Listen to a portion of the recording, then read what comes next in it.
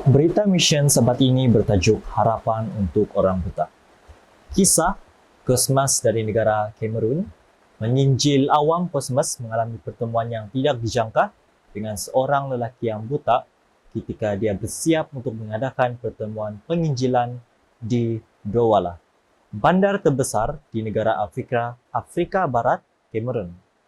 Lelaki itu berkata kepada Kosmas, "Jika Anda mempunyai projek dalam hidup, ia sepatutnya dengan orang yang buta." Kata-kata itu bertegar dalam pikiran Kosmas. Pada malam itu, dia bermimpi di mana dia bercakap dengan seorang lelaki yang buta. Keesokan paginya, dia tertanya-tanya sama ada mimpi itu berkaitan dengan lelaki yang ditemuinya pada hari sebelumnya.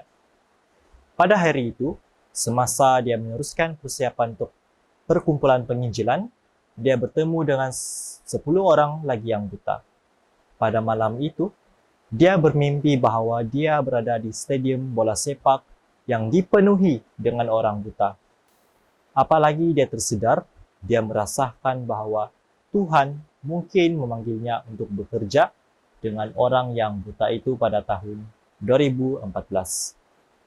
Hari ini, Kosmas menyelia sekumpulan 350 orang buta. Dia berkhutbah kepada mereka, dia mengajar Alkitab kepada mereka.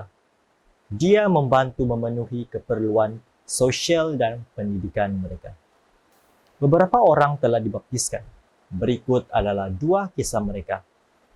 Apollinaire ialah seorang mekanik yang bekerja hampir 20 tahun untuk membuat kereta Prancis. Pada tahun 1990, beliau mula mengalami masalah mata.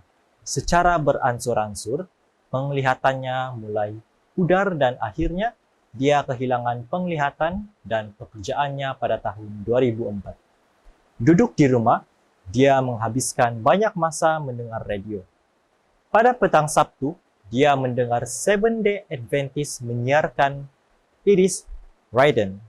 Kosmas bercakap dalam program 1 jam untuk orang buta. Kosmas menjemput pendengar untuk menghadiri gereja pada pagi Sabat. Pada hari Isnin, Apollinaire pergi ke stesen radio untuk mencari Kosmas. Seorang juru teknik memberitahunya bahwa Kosmas bekerja di hospital pada minggu itu. Jadi Apollinaire pergi ke hospital. Di sana, dia menemui Kosmas. Dan kedua-duanya bersetuju untuk bertemu di gereja pada hari Sabat. Selepas itu, Apollinaire menghadiri gereja setiap Sabat. Selepas beberapa lama, dia dibaptiskan dan menjadi anggota gereja Adventist.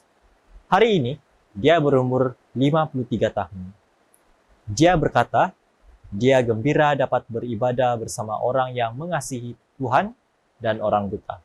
Saya kagum apabila mendapati orang ramai mengambil berat tentang mereka yang buta. Katanya, masyarakat semuanya menolak kami. Flora. Apabila Flora berumur 32 tahun, dia mula mengalami sakit kepala. Dia tidak pernah mengalami masalah mata, tetapi dalam 3 bulan, dia kehilangan penglihatan sepenuhnya. Flora berasa ditolak oleh masyarakat. Terpencil di rumah, dia mula mendengar radio dan terutamanya Iris Raiden. Dia tertarik dengan program yang diketuai oleh Kosmas. Flora sentiasa melihat Yesus seperti seorang imam manusia. Seseorang yang dia boleh minta bantuan apabila dia menghadapi masalah. Tetapi semasa dia mendengar Iris Raiden, dia mengetahui tentang Yesus yang boleh mengubah kehidupan. Dia mendengar gereja Adventist menghargai orang yang buta. Maka dia pergi ke gereja pada hari Sabat. Bulan-bulan berlalu, dia mula tersenyum dan merasa gembira semula. Keinginan tumbuh dalam dirinya untuk berkongsi kegembiraannya dengan orang lain. Dia juga telah dibaptiskan dan menyertai gereja Adventist. Kemudian, Flora bertemu dengan seorang anggota gereja yang ingin mengawininya. Keluarganya menentang perkawinan itu. Tetapi dia bertanya kepada mereka, "Jika saya buta, tidakkah kamu mahu saya boleh berkawin?" Apabila mereka mengesahkan bahwa mereka akan mahu, dia berkata, "Kalau begitu, izinkan saya berkawin dengan Flora." Pasangan itu berkawin pada 2022.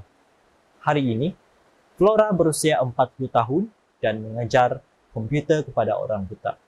Namun kegembiraan terbesarnya ialah memberitahu orang ramai bahwa Yesus mengasihi mereka dan tidak menolak sesiapapun. Saya seorang yang buta, tetapi saya menjalani kehidupan yang gembira, katanya. Saya mempunyai tempat di dunia dan saya tidak kekurangan apa-apa. Sebahagian daripada persembahan Sabat ke-13 kuartal ini akan membangun kerja misionaris Switzerland yang mengasaskan siaran Iris Raiden di Cameron pada tahun 1963. Misionaris Amy Kosendel merintis kerja gereja di Cameron dan selama lebih daripada 50 tahun perkhidmatannya turut membuka ratusan sekolah gereja. Persembahan Sabat ke-13 kuartal ini akan membantu membuka sekolah gereja lain, sekolah dwibahasa, di mana kanak-kanak akan dapat belajar tentang Yesus dalam bahasa Perancis dan Inggris. Terima kasih kerana merancang persembahan Tuhan, persembahan murah hati untuk mengekalkan semangat misi hidup di Afrika Barat. Itu saja berita mission kita pada Sabat ini. Tuhan memberkati.